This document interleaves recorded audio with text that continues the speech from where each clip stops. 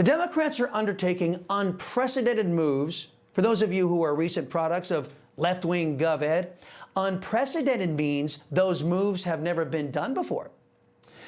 Documents indicate that Barack Obama weaponized the government, fabricating charges to target President Trump and his supporters. As a result, President Trump is calling for action.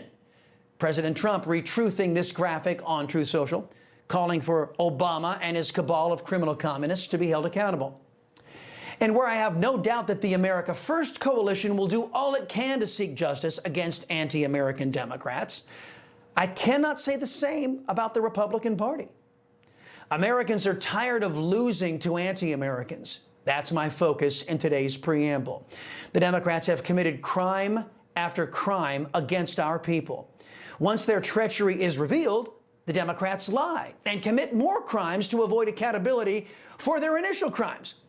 And Democrats keep on doing this because the GOP refuses to make Democrats pay a price for their actions. When conservatives refuse to comply with Democrats' sham January 6th investigation by refusing to answer congressional subpoenas, Democrats threw Steve Bannon and Peter Navarro in jail. Hunter Biden defied GOP subpoenas. Nothing happened to Hunter Biden, not one day in jail. In fact, it's rather routine for Democrats to ignore GOP subpoenas and get away with it. The best the GOP can do is sue. Lawsuits that cost the American taxpayers more money, and still no Democrats go to jail. And Democrats are taking full advantage of the Republicans' timidity. Here's Senate Majority Leader John Thune describing how Democrats continue to break established norms and decorum in the United States Senate.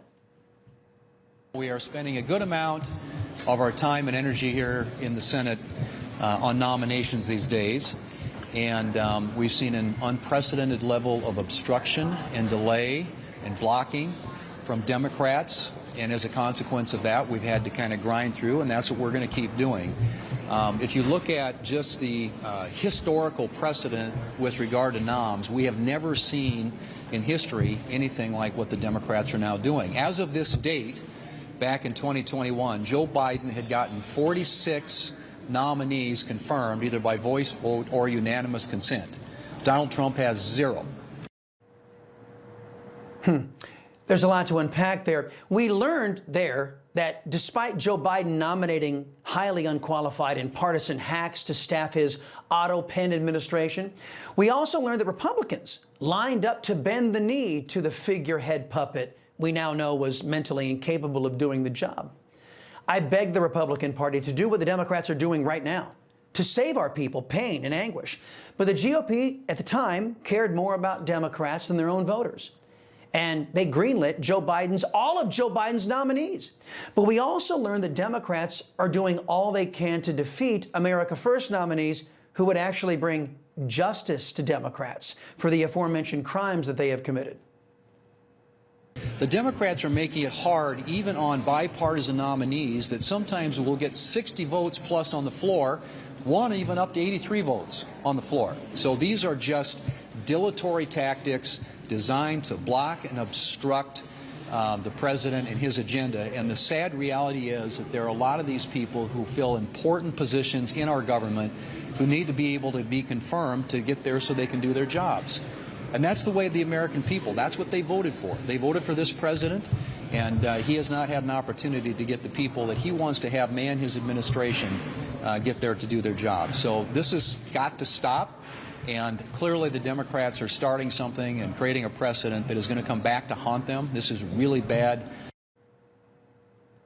Really bad. Yes, it's got to stop. I agree with the leader. And it would stop if only there was an opposition party to the Democrat Party. If only the GOP were like the leader of the America First coalition, President Trump. Sadly, they're not. What has the GOP caucus told Leader Thune that they wish him and them to do to combat historic Democrat obstruction? This is a bad practice on their part because, as you all know, what goes around comes around here. And I think, regrettably for the Democrats, they're going to rue the day if they keep this practice up.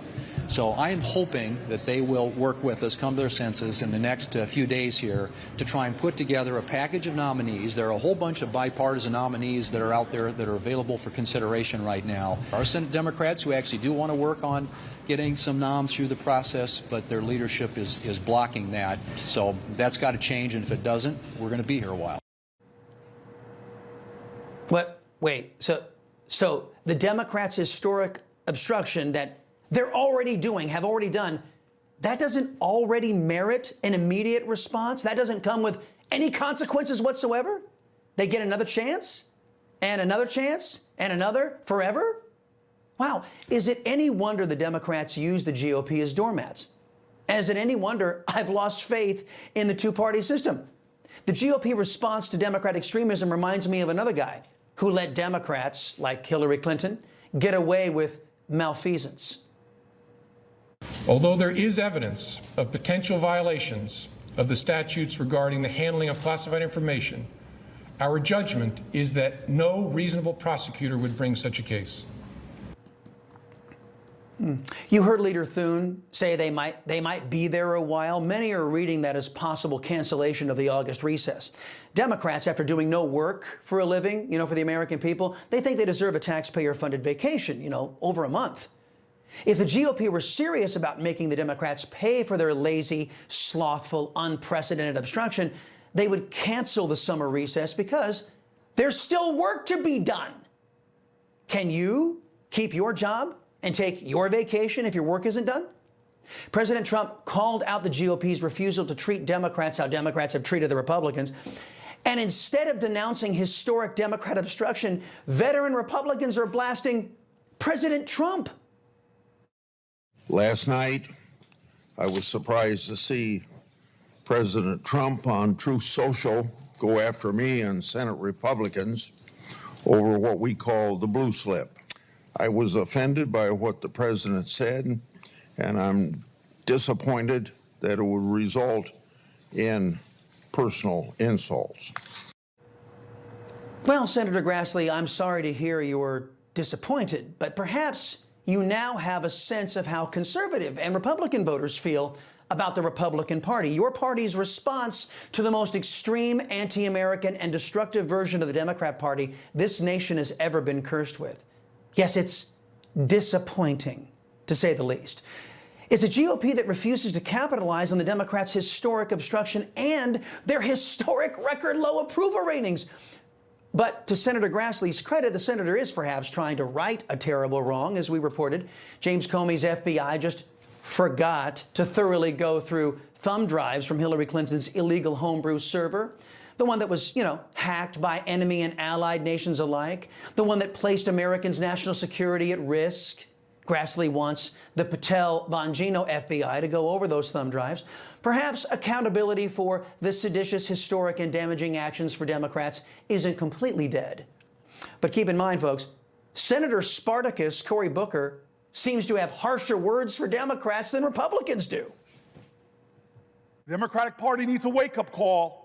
That is complicity with an authoritarian leader who is trashing our Constitution. It's time for Democrats to have a backbone. It's time for us to fight. It's time for us to draw lines. And when it comes to the safety of my state being denied these grants, that's why I'm standing here. Don't question my integrity. Don't question my motives. I'm standing for Jersey.